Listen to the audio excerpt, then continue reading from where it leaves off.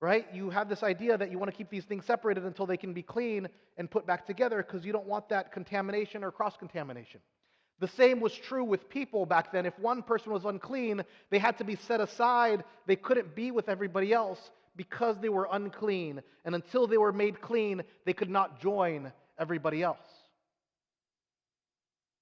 If you follow the Bible and follow the stories, when we sin, we are made unclean and we're separated from God. We're called to be holy. We're called to be set apart, as in with God, and yet we sin, and then that separates us from God, making us unclean.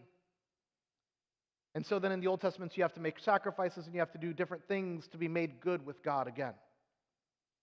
In the New Testament, thankfully, God loved us so much that He sent Jesus that we might be made whole because we were so terrible about doing it on our own.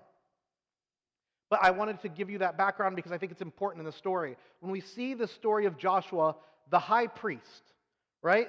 One of the good guys, somebody who's close to God because not everybody in the Old Testament could be within God's presence, and here Joshua, high priest, can.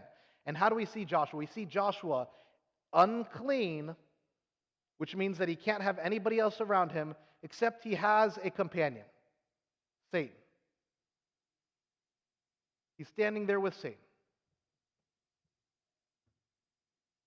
He is an unclean man with the worst of worst company.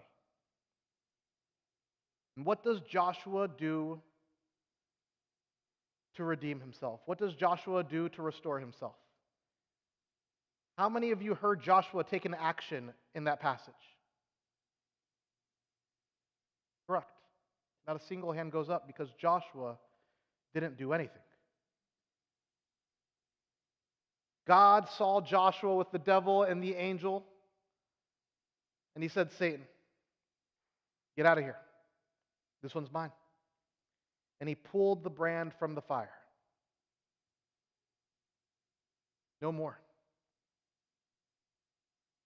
So Satan wasn't there anymore. We don't even hear him mentioned. God just says, nope, and then Satan's gone. And then we see how unclean Joshua is. And they don't say, Joshua, go jump in a river. Joshua, go get yourself new clothes. Joshua, how could you find yourself in this way? They say, Joshua, you are unclean.